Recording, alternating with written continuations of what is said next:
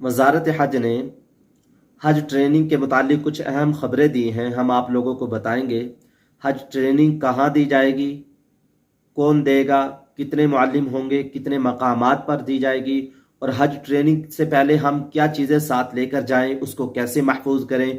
जो लोग हज ट्रेनिंग के अंदर शामिल नहीं होंगे उनका क्या नुकसान होगा, इसके बारे में हम आप लोगों को बताएंगे। नहमदुहु व नसल्ली अला रसूलिहिल करीम।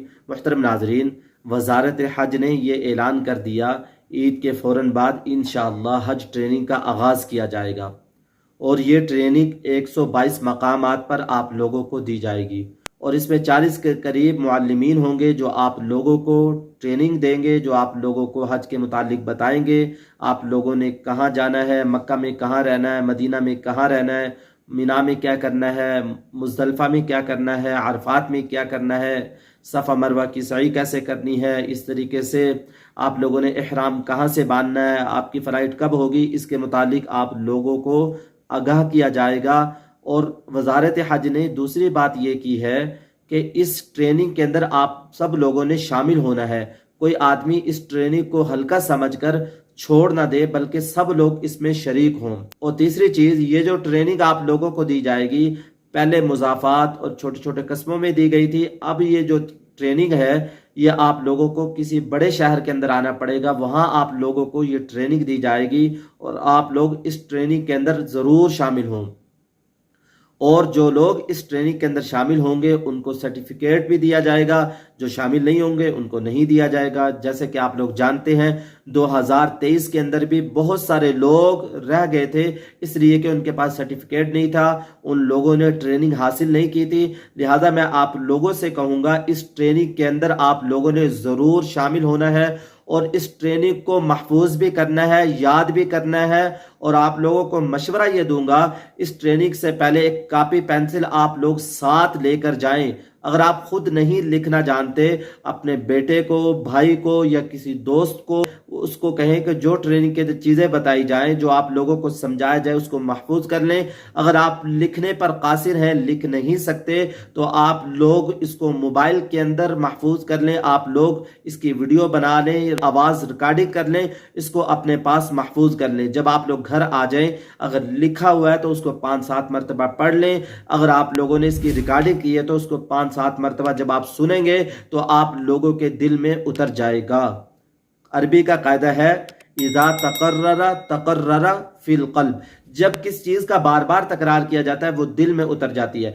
पहली बात यह है, ये ट्रेनिंग जहां भी हो इसके अंदर शामिल हो, और दूसरा ये कि जो बताया जाए उसको गौर से सुने और लिख लें, रिकॉर्डिंग कर लें। इसका इंशाल्लाह आप लोगों को फायदा होगा। लिख कर और रिकॉर्डिंग करके घर में ना रख दें, बल्कि उसको बाद में आके पढ़ते रहें और 2-4 मरतबा सुनते रहें। ये चीजें जो हैं ये आपके जहन में उतर जाएंगी, और यहां आकर आपको इसका बहुत ज्यादा फायदा होगा।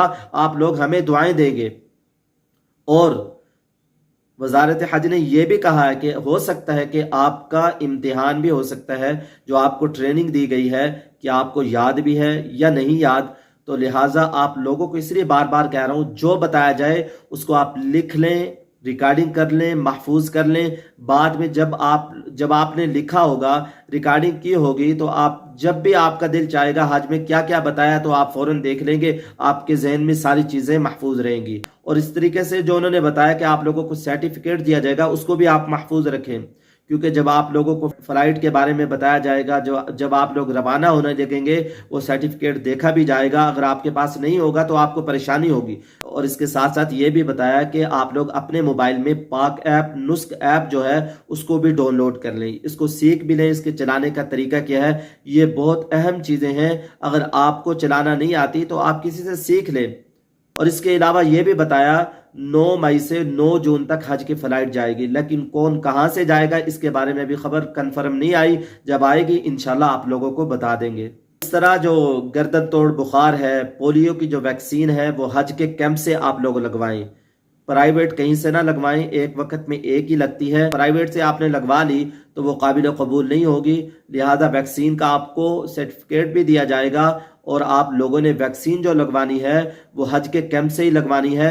इसका भी इंशाल्लाह ईद के बाद आगाज़ कर दिया जाएगा, ईद के बाद कैंप लगेंगे। इसके अलावा वो लोग जो माजूर हैं, چل نہیں سکتے، زیادہ چل نہیں سکتے، ویل چیئر پہ وہ طواف کریں گے، ویل چیئر پہ وہ صفا مروہ کی سعی کریں گے، تو میں ان کو مشورہ یہ دیتا ہوں ویل چیئر وہ اپنی ساتھ لے کر جائیں، اور اس کا وزن 40 یا 45 کلو جو آپ کو ملے گا اس کے علاوہ شمار کیا جائے گا۔ یہاں آپ آئیں گے، ایک تو آپ کو سرٹیفکیٹ معذوری کا دکھانا پڑے گا، 200 ریال جمع کروانا پڑے گا اور لمبی لائنوں میں لگنا پڑے گا، پھر آپ کو ویل چیئر ملے گی۔ آپ لوگ ویل چیئر اپنی ساتھ لے کر آئیں۔ میں آپ لوگوں سے یہ کہوں گا حج ٹریننگ کے اندر ضرور شرکت کریں، وہاں جو چیزیں بتائی جائیں اس کو اپنے ذہن میں رکھیں، اور اس کے علاوہ علماء نے جو کتابیں حج کے متعلق لکھی ہیں آپ لوگ ان کو خرید لیں، ایک بک خرید لیں، اس بک کا روزانہ مطالعہ شروع کر دیں۔